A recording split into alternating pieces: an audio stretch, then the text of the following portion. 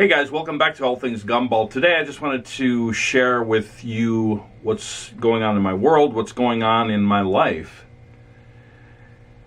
I built this business from one machine. I started with one machine. As I've said in many videos, I started with one little gumball machine. It was a three canister machine. I found one location. After 30 days, I went over to the machine, checked it out. I took the quarters out, put the candy in, and when I counted the quarters, there was about $80 inside. And that really got me excited. So I took some advice that my wife and I heard when we were in the Amway business. And that advice was find something simple and duplicatable. And I thought to myself, this is simple and it's duplicatable. I mean, how simple is it? You buy a quarter gumball vending machine, or you buy an honor box, or you buy 2 honor boxes, and you find a location and fill it with candy, place it in the store, come back in 2 weeks, come back in 30 days, depending on the demand of how much candy is being consumed, and repeat the process. You know, as they say on the shampoo bottle, rinse and repeat. So it was duplicatable. It was simple, and I just kept doing it. The first 100 machines that I got out and working for myself, I found those locations on my own. And there was some trial and error, as you'll find out for yourself when you're going out knocking on doors. There's a lot of trial and error. You know, when I first started out, I went to places like Starbucks and, you know, big name restaurants, and they all kept telling me the same thing. It's corporately owned. And then they said, call the corporate number. They would even give me the number, and they were happy to give me the number. And I'd walk away and I'd make a phone call. I'd call the corporate number and nobody would answer. And there was an answering machine or an answering service, and I'd leave a message and they never got back to me. And so what I really learned in the process is you can't go to businesses that are corporately owned. I mean, you can try. I don't want to ever tell anybody what they should do or shouldn't do. I'm just telling you what I found to work. So I got my first 100 machines out on my own, and then I was with a friend, and he wanted to buy some furniture. I was in a really nice furniture store, and the place where you do all the paperwork, it was kind of like an office setting, kind of. It was a big space where they did all their paperwork and did all their investigation on to whether you have good credit and things like that.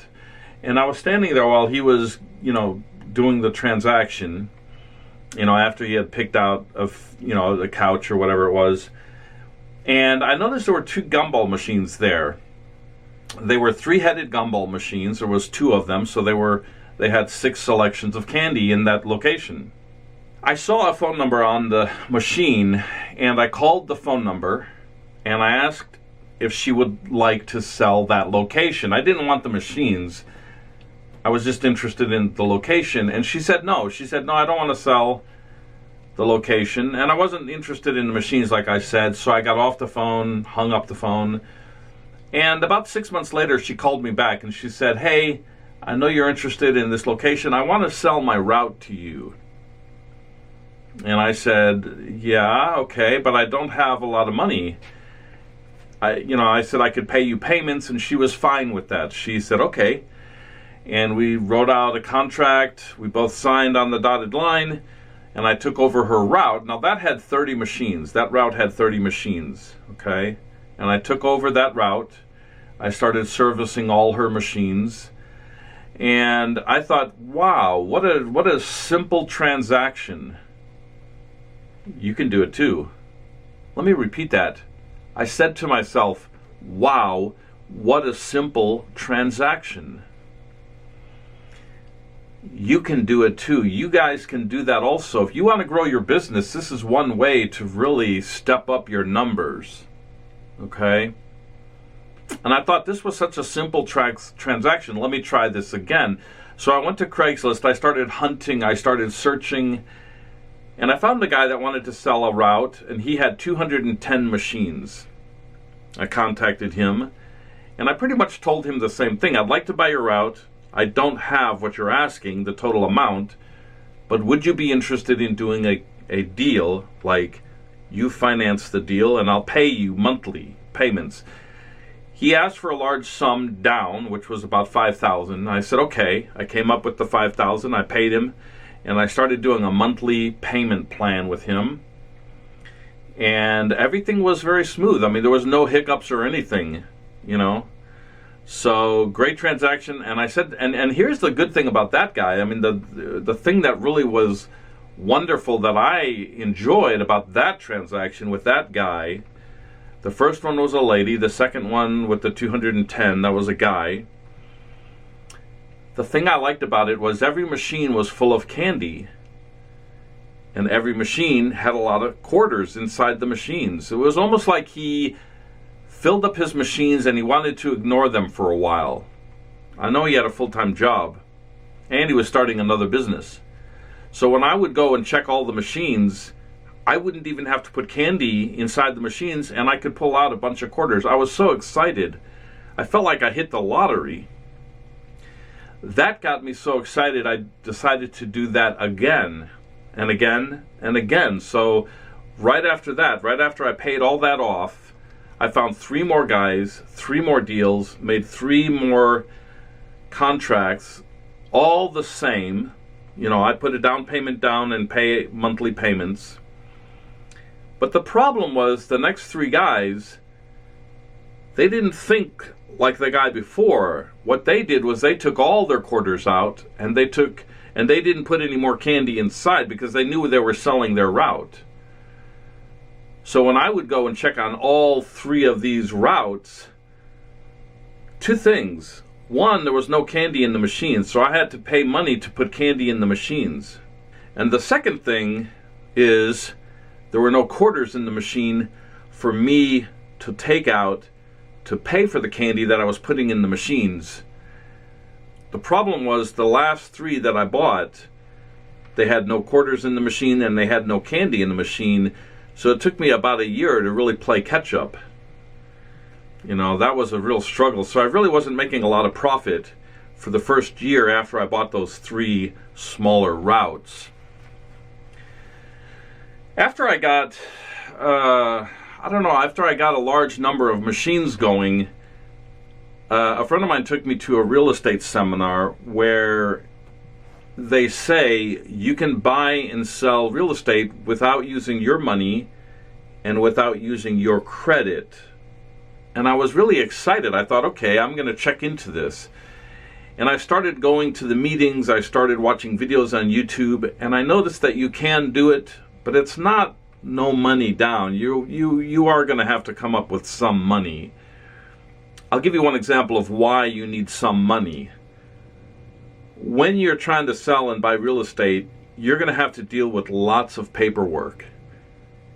And all those contracts have to be good in standing. They can't just be a flimsy note that you write on a cocktail napkin. They have to be able to stand up in a court of law. So in order to prove that these are valid contracts, you have to take them to an attorney to check out the contract, check out the wording. A lot of these contracts you can get on the internet. The one person that I was getting a ton of information from, he was out in Florida, and he, if you sign up with his class, let's say, he would give you the access to all his contracts. Well, they were written for Florida, and so I'm living here in Texas. I had to get a lawyer to verify whether their wording was correct. Now, each page, or I should say each contract that I had to examine and verify whether it was correct spelling and correct wording and all that for the Texas area, I had to take to a lawyer, and each contract was going to be would cost me $50 to investigate, and I think there was probably about 100 contracts, which sounds weird. That's a lot of contracts. But I had to make sure that I was on the up and up and doing everything right, because I didn't want to be sued, or I didn't want to lose a house or whatever. At that time, I decided I'm going to start selling my route. I knew that nobody could afford to buy the whole thing outright.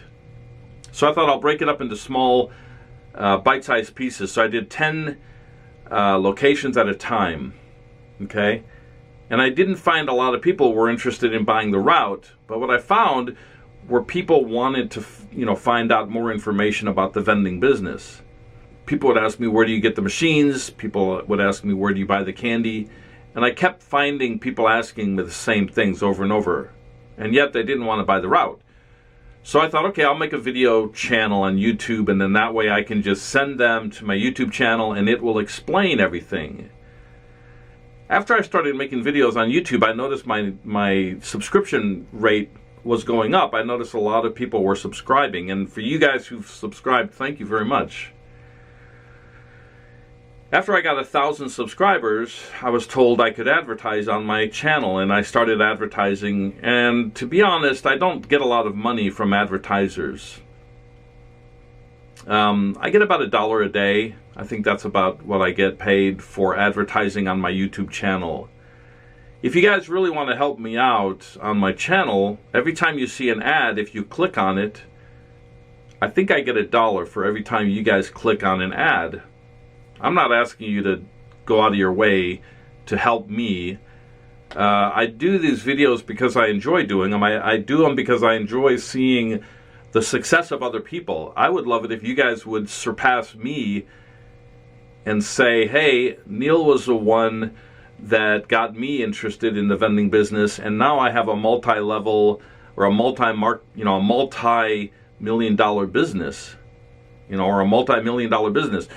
I would be excited. I would feel like, wow, I really helped contribute to someone's betterment of life. And I know that if you guys are making money, you're going to be sharing the wealth for your family or friends, So after I started advertising on YouTube, I started noticing there's something called affiliate marketing, okay? And that is where you can market a product. These are nerd candies, which are sold at Sam's. And let's say I talk extensively about the nerd candy products, and down in the description I put a link to this product that you can buy on Amazon. If you buy this product on Amazon, you will get, or I will get, a percentage. I think it's like 1 to 5% of the money that you spend on this product. So a lot of people will market products on YouTube hoping that you're going to go to Amazon from their link that's in their description, and you'll buy that product and they will get a kickback. That's another way people make money on YouTube. I was talking to a friend of mine who does, he creates music, he creates websites. He's a genius, I believe. He's like a savant. And I was talking to him about affiliate marketing, and he said, why do you want to get only a small percentage when you can get 100%? And I said, well, how do you do that? And he said, make videos about what you're doing with the vending business and market it and sell it. And I thought, all right, I'm going to do that. And so that's why some of the videos look very professional and some are just kind of haphazardly made. Okay? And when I started marketing my website, I noticed that nobody was buying this package deal, this package of videos that was going to explain about the vending business. My friend Jack, who's the savant, he told me that people would. I didn't think they would. I didn't believe they would, because there's so much information that you can get for free on the vending business. And in a way, the vending business is really a simple business. It's not like brain surgery, it's not like rocket science, okay? If you ask yourself, seriously, ask yourself this one question: how hard is it to buy a vending machine from the internet, off of Facebook Marketplace or Craigslist? How hard is that? It's simple. You find an ad, you decide you're going to buy it, you meet somewhere safe, like let's say Starbucks or 7-Eleven, you purchase the machine, you give them the money. Now you've got the machine. Take it home and clean it. How hard is that? That's simple. Then once your machine is clean, fill it with candy, figure out how much money or how much candy you want to give away per quarter. Figure that out. Okay, that's simple. If you don't know that, I've got a video explaining how to do that. And again, my phone number is 214-708-9287. You guys are always free to call me anytime you want. If I don't answer, just leave a text. I get a ton of junk phone calls. Leave a text and I'll return your call. But figure out how much candy you want to give away per quarter. Fill it halfway up.